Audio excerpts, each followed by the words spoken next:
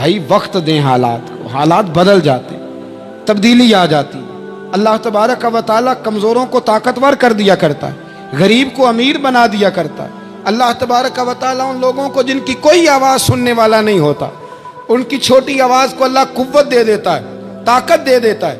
شرط یہ ہے کہ آپ استقامت کا مظاہرہ فرمائیں، صبر کا مظاہرہ فرمائیں، آپ تھوڑا اپنی زندگی میں ٹھہراؤ لائیں، آپ تھوڑا حوصلہ کریں۔ آپ فوری طور پر وہ راتوں رات امیر ہونا، راتوں رات باوقار ہونا، راتوں رات چھا جانا۔ ہمارے ایک بزرگ فرمایا کرتے تھے، جتنا تیز دوڑو گے نا سامنے سے ہوا بھی اتنی تیز ہی پڑے گی۔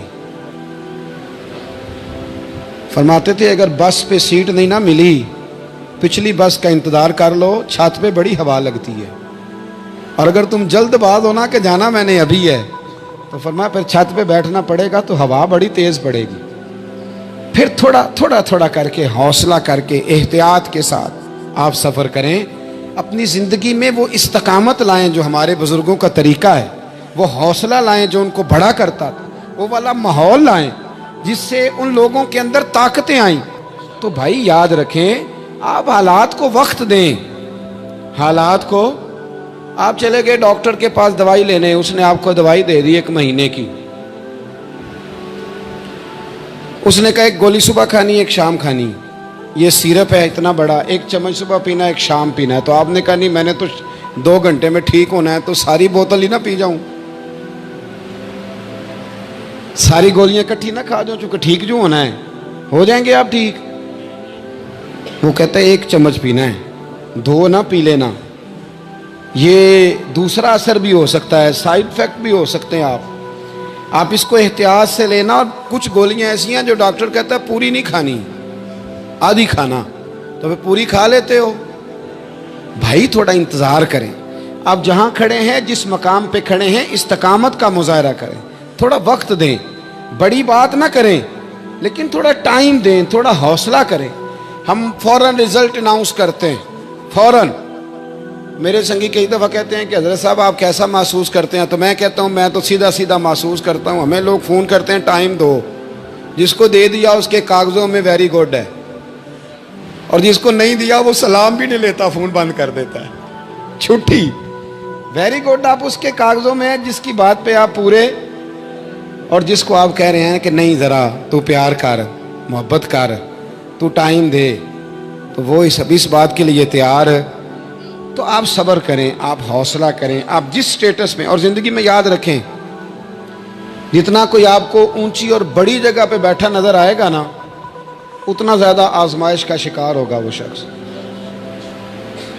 اس کے لیے روز ایک چوراہا ہے، روز ایک چوک ہے۔ اگر 20 لوگ آپ سے روزانہ رابطے میں ہیں تو آپ ایک جگہ پہ جا سکتے ہیں، یا 2 جگہ پہ 17-18 نے آپ سے ناراض ہونا ہے۔ آپ محسوس کریں اس بات کو۔ آپ جہاں بیٹھے ہیں، جس اسٹیج پہ آپ بیٹھے ہیں، آپ اپنی سیاسی جماعتوں کو دیکھ لیں، 10 بندے نکل کے ادھر چلے جاتے ہیں تو 5 نکل کے ادھر چلے جاتے ہیں، تو 6 اپنے الگ ایک گروپ بنا لیتے ہیں، تو 7۔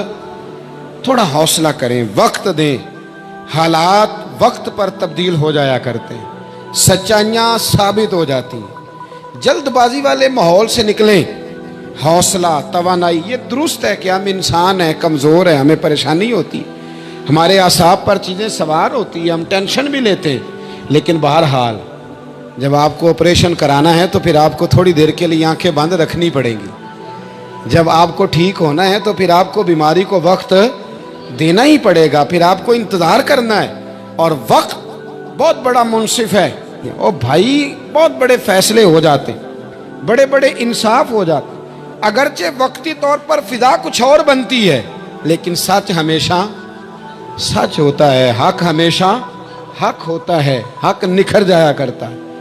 بہت سارے جھوٹ اور پراپوگنڈے کے بیچ میں سے سچ میں طاقت ہوتی ہے، وہ خود اپنی قوتیں بنا کے بیچ میں سے اڑ جایا کرتا ہے، اور اڑ کے وہ چھا جایا کرتا ہے، اس کے اندر قوت ہوتی ہے، ہمت ہوتی ہے۔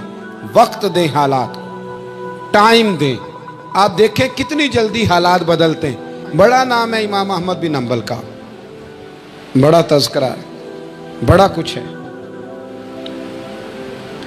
پتہ ہے آپ کو کہ امام احمد بن حنبل کتنا عرصہ جیل میں رہے ہیں؟ امام صاحب کو اتنے درے مارے جاتے تھے کہ جب آپ کا کرتا اتارا جاتا تھا تو اس سے خون نچڑ رہا ہوتا تھا. آج ہم مسند امام احمد بن حنبل اے سی والے کمرے میں بیٹھ کے پڑھتے ہیں، اور جب ہم اس کا حوالہ دے رہے ہوتے ہیں تو ہم کہہ رہے ہوتے ہیں تو پتہ میں کتنا بڑا آدمی ہوں، 14 جلدوں کی کتاب میں سے حوالہ دے رہا ہوں. اس بندے سے پوچھو جس نے لکھی ہے، اس سے پوچھو جس نے یہ کمال کیا ہے. اور اتنا بڑا آدمی اور سچا بادشاہ مار رہا ہے. ایک دن اس نے تانا بھی دیا، کہنے لگا احمد بن حنبل مجھے بھی پتہ ہے آپ ٹھیک ہیں اور آپ کو بھی پتہ ہے آپ ٹھیک ہیں، ظلم ہو رہا ہے، زیادتی ہو رہی ہے، پر لوگ آپ کی سپورٹ کیوں نہیں کر رہے؟ دنیا آپ کے پیچھے کیوں نہیں چل رہی؟ کوئی آپ کے ساتھ کیوں نہیں آ رہا؟ تو امام احمد بن حنبل کہنے لگے اتنا ہی کافی نہیں کہ تو میرے اوپر ظلم کر کے بھی مجھے سچائی کہہ رہا ہے، یہ میری جیت کافی نہیں. اور فرمایا اگر تو نے رزلٹ دیکھنا ہوا نا تو تیرا اور میرا رزلٹ جنازے والے دن نکلے گا. حضرت سلطان بہو سے کسی نے کہا تھا زندگی میں بڑے مرید ہوئے، کہنے لگے نہیں، رب دا طالب کوئی نہیں ملیا، جو ملے ہے طالب زردہ ہو. آئے ہیں لوگ تعویذ دھاگا لینے، رب دا طالب کوئی نہ ملیا، جو ملے ہے طالب زردہ. وہ لینے آئے تھے تعویذ، ہم نے بھی دے کے بھیج دیا، بات ختم ہو گئی. شاہ بقی الدین ابن مخلد کے استاد فرمانے لگے کہ بیٹا تیرا ظرف بڑا ہے اور میرا علم تھوڑا ہے، اگر تو نے صحیح طرح پڑھنا ہے تو بغداد امام احمد بن حنبل کے پاس چلا جا، صحیح طرح پڑھنا، پھر وہ تیری تشنگی ختم کریں گے، تیری پیاس بجھا دیں گے، چلا جا. کہتے ہیں میں کشتی میں بیٹھا آنے کے لیے، رستے میں طوفان آ گیا، کشتی کو جانا کہیں اور تھا، چلی کہیں اور گئی. ایک جزیرے پہ ہم اترے. فرماتے ہیں کہ وہاں پیسے ویسے بھی ختم ہو گئے، پتے کھا کے گزارا کرنا پڑا. بغداد کی سمت کا تعین کر کے پتہ کر کے اس طرف میں چلنے لگا پیدل. ہمارا بچہ ماشاءاللہ سے جو ابا جی سے پورے پیسے لے کے جاتا ہے نا پڑھنے کے لیے، اس کا بھی پورا پریشر ہوتا ہے ابا جی کے، آپ کو پتہ نہیں میں پڑھائی کر رہا ہوں، حالانکہ بعد میں پیسے سارے اپنے اکاؤنٹ میں جمع کراتا ہے، ابا جی کو دیتا، لیکن پریشر کریٹ کرتا ہے کہ میں تعلیم حاصل کر رہا ہوں آپ کے حکم پر، لہذا آپ میرا احسان مانیں. معاذ اللہ تعالی. کہتے میں تعین کر کے بغداد کی سمت چلنے لگا، شہر بغداد دی کی یہ نشانی. کہتے میں جا رہا ہوں اس سمت، پتے بھی کھانے پڑے رستے میں. 1.5 مہینہ لگا تو میں بغداد پہنچا. اب میں نے لوگوں سے پوچھا کہ امام احمد بن حنبل کا مدرسہ کہاں ہے؟ جب میں نے کہا نا امام احمد بن حنبل، تو ایک زمانے میں نام بجتا تھا، ڈنکا بجتا تھا. آج جیل میں جب کہا نا امام احمد بن حنبل تو جس سے پوچھا کہنے لگا چپ کر جا، ان کا ذکر نہ کرنا. تو ان کا نام لیتا ہے جیل ہی جاتا ہے، ان کا نہ نام لینا، خبردار. کہتے میں نے کہا کیا ہوا؟ کہا بادشاہ مخالف ہو گیا، امام صاحب کا دارالعلوم تو بند ہو گیا، وہ تو گھر میں قید ہیں. توجہ ہے میری بات پر؟ یہ ذوق اگر اسٹوڈنٹ کا بنتا ہے نا تو استاد پڑھانے والا نہ بھی نہ ہو تو وہ استاد کے سینے سے علم کھینچ لیا کرتا ہے، کھینچ لیا کرتا ہے. خواجہ فقیر محمد چرائی رحمۃ اللہ علیہ کے ایک مرید تھے، تو حضرت نے انہیں بڑا کچھ نوازا. تو کچھ لوگ کہنے لگے حضرت جی اسی کو سارا کچھ دے دیا ہے. فرمانے لگے بے لیا ادیاں داواں ہی بڑیاں سن، یہ تو مینوں ریڑک کے مکھن کٹ کے لے گیا ہے. ادیاں داواں ہی بڑیاں سن. کچھ لوگ ہوتے ہیں نا پیارے، انہیں طریقہ ہوتا ہے دعا لے لیتے ہیں اور کچھ کہتے رہتے ہیں حضرت جی دعا کرنا، اور دعا لینے والا کام کوئی نہیں کرتے، کہتے رہتے ہیں دعا کرنا. کہتے میں لوگوں نے کہا کہ وہ مدرسہ بند ہے آپ کہاں جائیں گے؟ تو میں نے کہا میں کہیں بھی جاؤں کوئی ذریعہ حضرت تک پہنچنے کا. کوئی ذریعہ نہیں. ان کے گھر کو بادشاہ نے سب جیل بنا دیا، سپاہی دروازے پہ کھڑے. آپ نے فرمایا پھر بھی ایک بندہ کہنے لگا اتنی نیکی کر سکتا ہوں کہ میں تمہیں ان کا دروازہ دکھا سکتا ہوں. آپ فرمانے لگے میرے لیے اتنا بھی کافی ہے، ذکر حبیب کم نہیں وصل حبیب سے، اتنا بھی میرے لیے کافی ہے. اس نے دور سے کھڑے ہو کے کہا وہ جہاں سپاہی کھڑے ہیں نا وہ امام صاحب کا دروازہ ہے. شاہ بقی الدین صاحب کہتے ہیں میں نے کہا تو اب جا، اب دیکھنا میں علم کیسے حاصل کرتا ہوں. صبر دیکھو، استقامت دیکھو، حوصلہ دیکھو. آپ فرماتے ہیں کہ میں نے نا اپنے سر سے ٹوپی اتار کے کسی کو دے دی اور بال میں نے بخیر ڈالے سارے. ایک جگہ سے 2 جگہ سے کرتا میں نے پھاڑ لیا، ہاتھ میں نا میں نے پیالہ پکڑ لیا مانگنے والا. तेनू लब दिया आप गवाचे। मैंने ना प्याला पकड़ लिया हाथ में मांगने वाला, और जिस जगह गली में इमाम साहब का घर था ना, पहले कोने पे सदा लगाई, 1 दिनार का सवाल है। कहते हैं 1 दिनार मिला, फिर दूसरे दरवाजे पे आया, 1 दिनार मिला, फिर तीसरे दरवाजे पे आया। मजनू बन के विच बाजारां कदी कखा वांग रुलाए ते कदी कुहाया कुंभा सारा, सिर नेजे उत्ते चढ़ाए। सजना यार मनाउण दी खातर असां की पेश वटाए। फरमाते मैं ना मांगने वाला, भिकारी बन के मांगने वाला नहीं, मैं अमीर बाप का बेटा था पर मैं मांगने वाला बन गया। मैंने फटे पुराने कपड़े, एक दरवाजे पे 1 दिनार। इमाम साहब का भी दरवाजा आया, कहते मैंने सदा दी, 1 दिनार चाहिए था। कहते इमाम अहमद बिन हंबल दरवाजे तक आए, और जब मेरे प्याले में कासे में दिनार डालने लगे तो मैं रो पड़ा। मैंने कहा मेरे महबूब करीम की हदीसों के वारिस और जानशीन, मैं तो कहाँ से चला हूँ, तुझसे हदीस सीखने आया हूँ। मुझे खैरात ना दे, मुझे मेरे मुस्तफ़ा की 2 हदीसें पढ़ा दे। तो कहते हैं शेख की आंखों में, इमाम साहब की आंखों में आंसू आ गए।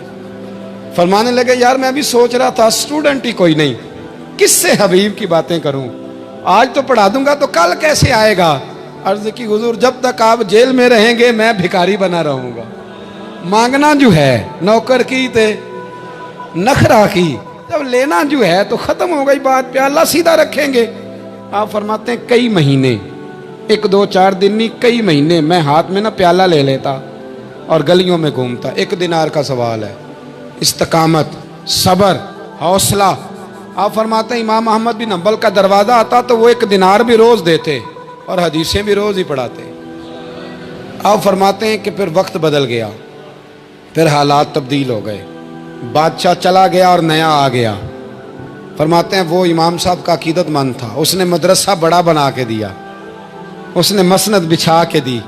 पहले दिन जब इमाम साहब मसनद हदीस पर जुब्बा पहन कर, इमामा बांध कर, खुशबू लगा कर मिंबर पर बैठे हदीसें बयान करने, फरमाते हैं जब मैं आया ना सामने तो मैं उन्हें देख के रो पड़ा, वो मुझे देख के रो पड़े। फरमाते हैं उन्होंने कहा रास्ता छोड़ दो, इसे आगे आने दो। जब मैं आगे आया तो इमाम साहब फरमाने लगे पहले भी बड़ा पढ़ाया था, अब भी जिंदगी भर पढ़ाऊंगा, पर जिस सब्र और इस्तिकामत से तूने पढ़ा है, जो मज़ा उन दिनों में आया है शायद दोबारा कभी ना आए। थोड़ा हौसला पैदा करें, थोड़ा इस्तिकामत का मुजाहरा करें, थोड़ा सा ना। वो हज़रत ख्वाजा निज़ामुद्दीन साहब से एक शख्स ने आके कहा था मेरा पीर कामिल नहीं तो मैंने बदलना है। फरमाया शरीक कबाहत तो कोई नहीं। कहने लगा नहीं। तो आप फरमाने लगे तो अल्लाह की रज़ा के लिए खिदमत कर, हो सकता है तेरी खिदमत की बरकत से अल्लाह उसे कामिल कर दे, अल्लाह कामिल बना दे, तेरी बरकत से ही कामिल हो जाए। थोड़ा इस्तिकामत का माहौल बनाएं। मैं इस ज़माने में जो सबसे ज़्यादा कमज़ोरी महसूस करता हूँ लोगों के अंदर, यह है कि तदब्बुर नहीं, हौसला नहीं। एक बुत होता है मेरी ज़ात का जिससे मैं सारी ज़िंदगी बाहर नहीं निकल पाता। मैं कहता हूँ जो मैं कह रहा हूँ वो होना चाहिए, जो मैं चाह रहा हूँ वो होना चाहिए, जो मेरी ख्वाहिश है वो होना चाहिए। ऐसा नहीं होगा। ख्वाहिशें आप करेंगे, चाहते आप करेंगे, पर पूरी अल्लाह अपनी हिकमत से करेगा। पूरा अल्लाह अपनी। मेरे नबी करीम अलैहिस्सलाम ने एक दुआ मांगी थी, अल्लाह मेरी उम्मत लड़े ना। तो रब करीम ने कहा महबूब ये दुआ मुझसे मांगे ही ना। इसमें भी उसकी हिकमत है कि आपको हक पहचानना है, खुदा रहा अल्लाह पे छोड़ें। हम बड़े बेहौसला हैं, हम बड़े कमज़ोर हैं, हमें तो अल्लाह ताला खैर करे। अब तो ज़माने में जो दवाई सबसे ज़्यादा बिकनी चाहिए वो वहम की दवाई है, वो सबसे ज़्यादा बिकनी चाहिए। हर चौथा आदमी इस वहम का शिकार है कि जाने क्या हो जाएगा। कुछ भी नहीं होगा, वही होगा जो मंजूर है। आपको तो माशाल्लाह याद है, वही होगा जो मंजूर है। कुछ चीज़ें अल्लाह रसूल पे छोड़ें, सब्र के साथ, इस्तकामत के साथ। एक बात मैंने शुरू में की थी, फिर दोहराता हूँ आखिर पे। ये सोच लें कि आप हक पे हैं कि नहीं, आप सच्चे हैं कि हज़रत अब्दुल्ला इब्न ज़ुबैर इमाम हुसैन के बाद यजीदी फ़ौजों के ख़िलाफ़ निकले थे। आपके कुछ साथी शहीद हो गए थे और कुछ पीछे की तरफ चले गए थे, पसपा हो गए थे। हज़रत अब्दुल्ला इब्न ज़ुबैर अकेले रह गए थे। उस वक़्त आपकी वालदा हज़रत अस्मा बिनते अबी बकर सिद्दीक़ 90 साल उम्र थी और आंखों से नाबीना थी। فرماتے ہیں میں اپنی اماں سے مشورہ کرنے آیا، میں نے کہا اماں میرے کچھ ساتھی پیچھے چلے گئے، کچھ شہید ہو گئے، میں جہاد میں اکیلا رہ گیا ہوں، حکم کیا ہے؟ تو اماں کہنے لگی عبداللہ پہلے یہ بتا تو حق پہ ہے کہ نہیں؟ میں نے کہا اماں ہوں تو میں حق پہ، پر مجھے تیری بڑی فکر ہے، تیری 90 سال عمر ہے، یہ تو میرے جو مقابلے والے ہیں یہ تو بڑے سخت گیر لوگ ہیں، میری لاش کے ٹکڑے ٹکڑے کر دیں گے، تو برداشت کر لے گی؟ تو حضرت اسماء نے پتہ کیا دلیرانہ جواب دیا تھا کہ بیٹا بکرے کو تکلیف صرف ذبح ہوتے وقت ہوتی ہے، جب اس کی کھال اتارتے ہیں پر اسے کوئی تکلیف نہیں ہوتی، جب اس کے ٹکڑے ٹکڑے کرتے ہیں اسے کوئی تکلیف، تو کہا بیٹا حوصلے کے ساتھ رہنا، صبر کے ساتھ رہنا، اگر تو حق پہ ہے پہلے یہ دیکھ لے، اگر آپ حق پہ ہیں، اگر نہیں تو توبہ کر کے حق پہ آئیں، اور اگر آپ حق پہ ہیں تو پھر آپ یہ ذہن بنا لیں کہ حالات بدلیں گے اور جو آپ کا نظریہ ہے وہ غالب آ کے رہے گا، اگر آپ حق پہ ہیں تو پھر اللہ آپ کو توفیق دے گا، لیکن زندگی میں ان چیزوں سے بچیں۔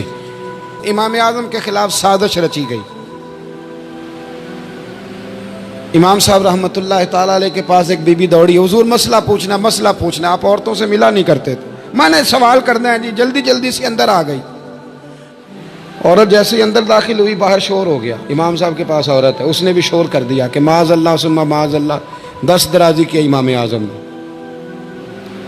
لوگ امام صاحب سے کہنے لگے اب پراپوگنڈا ہو گیا، سارے شہر میں بات پھیل گئی، حضور آپ جواب دیں، آپ بھی کو بات کریں۔ فرمانے لگے کیا جواب دوں، بی بی اکیلا تھا، میں اندر آئی ہے، باہر شور ہوا ہے، عورت کہہ رہی ہے میں اکیلا تھا، میں جواب دوں بھی تو میری گواہی کون دے گا، میرے ساتھ کھڑا کون ہوگا، اس وقت کون ہے جو اٹھ کے کہے گا کہ نہیں نہیں ایسی بات کوئی نہیں، یہ تو ماحول تو اور رخ اختیار کر گیا، تو حضور اب کیا کرنا ہے؟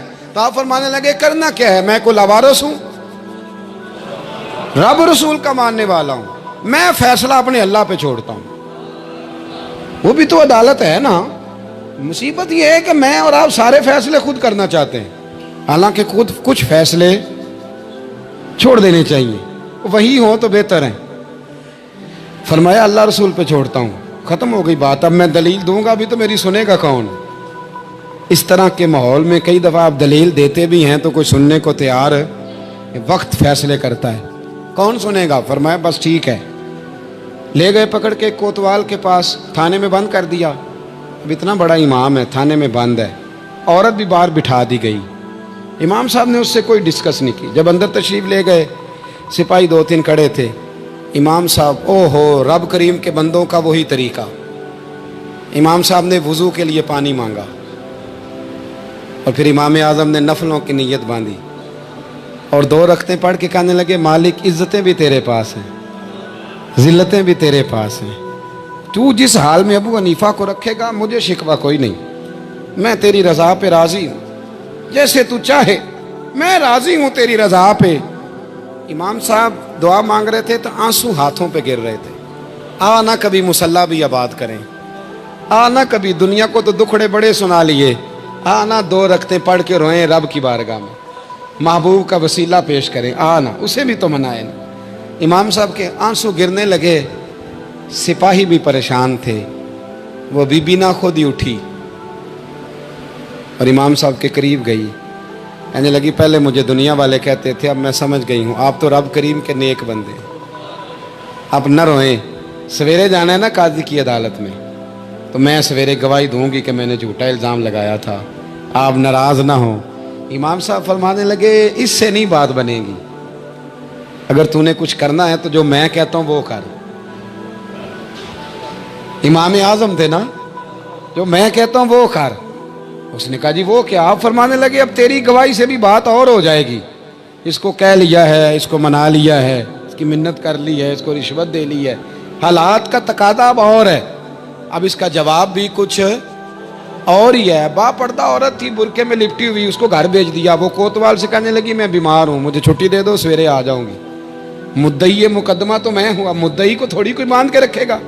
خاتون گھر چلی گئی، صبح قاضی کی عدالت میں مقدمہ لگا، امام صاحب رحمۃ اللہ علیہ کٹہرے میں کھڑے ہیں، یار بڑا مشکل ہوتا ہے معزز آدمی کا کٹہرے میں کھڑا ہونا، لیکن مخلوق تو فنکار ہے، اس درجہ کے پل بھر میں یہ سنگے در کعبہ سے بھی اسنام تراشے، تم کون ہو کیا چیز ہے داغے کبابی، لوگوں نے تو مریم پہ بھی الزام تراشے۔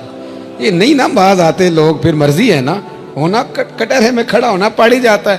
کٹہرے میں کھڑے ہیں امام اعظم، تو قاضی پوچھتا ہے آپ کی بڑی قدر ہے، بڑی اہمیت ہے، تو آپ اس عورت کے بارے میں کیا کہتے ہیں؟ تو امام صاحب فرمانے لگے یہ جو کہہ رہی ہے اس سے پوچھ لیں۔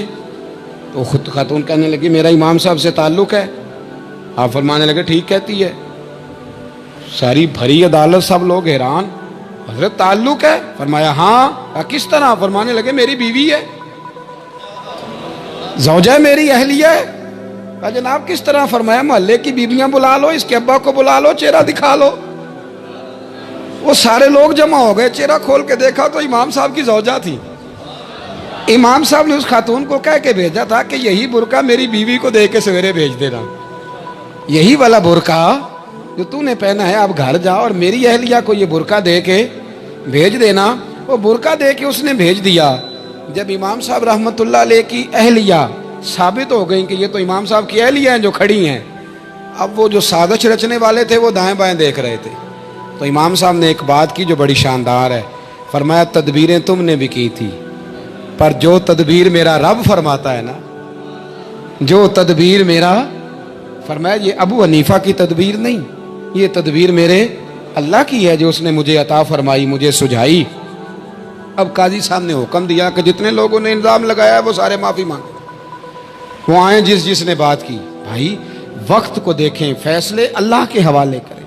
ہم لوگوں نے جھگڑے کر کر کے، دلائل دے دے کے، بحث کر کر کے معاملات کو اتنا الجھا لیا ہے۔ آپ یقین کریں ایک ایک خاندان کی 15 میٹنگیں اور پنچایتیں ہو جاتی ہیں، پر رزلٹ صفر ہے۔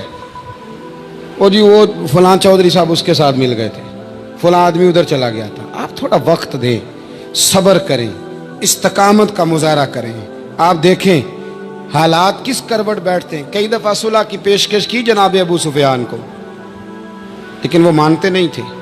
حضرت عباس فرماتے میں نے کئی دفعہ انہیں کہا، حدیبیہ میں بھی میں نے کہا، انہوں نے سخت شرائط کے ساتھ صلح کی، لیکن جب حضور لشکر لے کے گئے نا میدان میں، توجہ ہے میری بات پر، 10,000 کا لشکر گیا تو پھر ابو سفیان خود اٹھ کے حضرت عباس کے گھر گئے، کہنے لگے میں نے تو آج آپ کے بھتیجے کی شان دیکھی ہے۔